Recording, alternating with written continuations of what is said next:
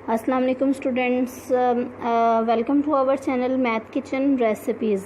आज जो लेक्चर हम डिस्कस करने जा रहे हैं ये रिगार्डिंग डिफरेंशियल कैलकुलस है इन मैटलैब के। किस तरह से हम मैटलैब में डिफरेंशियल इक्वेशंस को सॉल्व कर सकते हैं, also along with initial value conditions या फिर बाउंड्री वैल्यू कंडीशंस। कि हमारे पास अगर कोई भी डिफरेंशियल इक्वेशन है, अगर उसके साथ अगर तो सिंपल डिफरेंशियल इक्वेशन है उसको भी सॉल्व करने का यही वे होगा। अगर हमारे पास उसके साथ इनिशियल कंडीशंस गिवन है तो उसके साथ उसकी इनिशियल कंडीशंस भी आ जाएंगी। तो स्टार्ट करते हैं अपना लेक्चर। सबसे पहले ये है कि we are going to illustrate the use of MATLAB in solving simple ordinary differential equation. कि हम ये किस केस के लिए कर रहे हैं, सिंपल ओडीज के लिए कर रहे हैं। इसके लिए क्या यूज़ होता है, डी सॉल्व की कमांड यूज़ होती है। Let us solve the following initial value ordinary differential equation. सबसे पहले तो इसको अगर हम ब्रीफली देखना चाहें कि हमारे पास मैटलैब है, हमने मैटलैब की जो है वो प्रोग्राम लिखना है या फिर कमांड लिखनी है, कमांड्स लिखनी है किसके लिए, ओडीज़ के लिए, जो कि डी सॉल्व की कमांड है। फिर उसके बाद जो है वो इसके साथ इनिशियल कंडीशन भी अटैच करेंगे। ठीक है, इनिशियल वैल्यू प्रॉब्लम इसको कह सकते हैं क्योंकि ये इनिशियल पॉइंट पे ये कंडीशन गिवन है। अगर तो हमारे पास बाउंड्री पॉइंट पे होती तो आपको पता है इससे रिलेटेड, दोनों के डिफरेंस से रिलेटेड, तो हम इसको बाउंड्री वैल्यू प्रॉब्लम कहते हैं। यहाँ पे जो ओडी है हमारे पास डिफरेंशियल इक्वेशन है वो है d y by d x is equal to x plus y, और इसके साथ जो कंडीशन गिवन है वो y of zero is equal to one है। इसका मतलब है कि अगर हमारे पास एक्स ज़ीरो हो तो वाई किसके इक्वल होगा, वन के इक्वल। ठीक है, तो यहाँ पे जो है वो हमारे पास मैटलैब कमांड है to solve the above equation for y as a function of x. Command क्या है, डी सॉल्व की कमांड है, जिस तरह हम ऑलरेडी डिस्कस कर चुके हुए हैं। इसके बाद हम क्या करेंगे कि जो हमारे पास ओडी है, जो हमारे पास इक्वेशन है उसको लिखेंगे, that is d y by d x is equal to x plus y. यहाँ पे जो है वो कैपिटल डी यूज़ हुआ है, तो कैपिटल डी जो है वो डी ओवर डी एक्स की प्लेस पे यूज़ हुआ है। अगर आप यूज़ करना चाहते हैं तो कर लें, अदरवाइज़ आप d y by d x भी लिख सकते हैं इसको सिंपली। ठीक है, तो यहाँ पे जो है वो capital D over D x को डिनोट कर रहा है।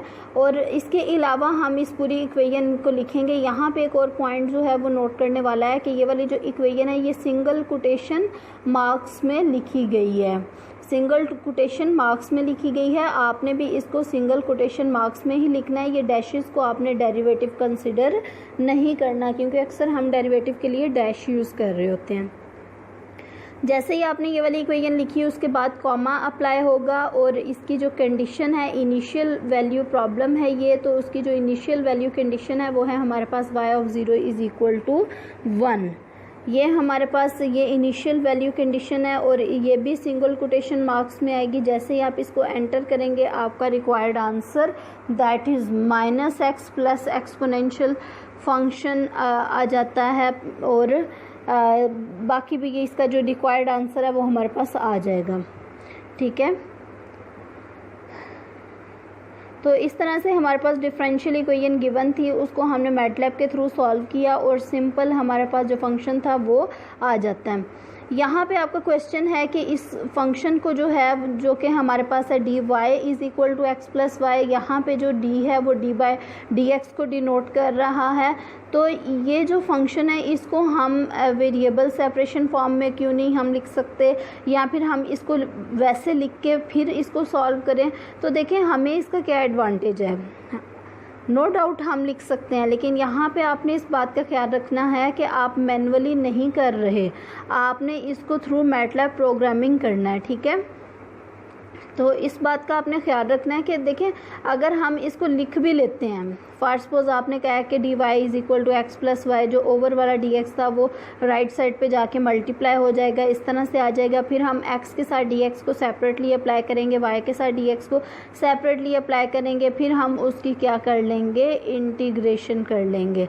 लेकिन हमारा ये इससे मसला कोई नहीं है, बिल्कुल ठीक अप्रोच है आपकी, लेकिन हमने तो सिंपली कमांड अप्लाई करनी है, कमांड के बाद हमने फंक्शन लिख देना है, तो हमें क्या फ़ायदा इतना प्रोसीजर करने का, ठीक है। हमें बिल्कुल कोई फ़ायदा नहीं है कि हम इसको dy इज़ इक्वल टू पहले x को dx के साथ अप्लाई करें प्लस y को dx के साथ करें, फिर उस सबको इंटीग्रेट कर दें।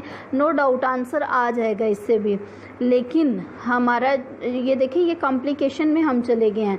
तो क्या इससे बेहतर ये नहीं था कि हम डी सॉल्व सिंपली लिखते, उसके बाद फंक्शन लिख देते और फिर अपना जो है वो रिक्वायर्ड आंसर हमारे पास आ जाता है इनिशियल कंडीशन लिखने के बाद, ठीक है। तो ये हमारे लिए ये बेहतर अप्रोच है।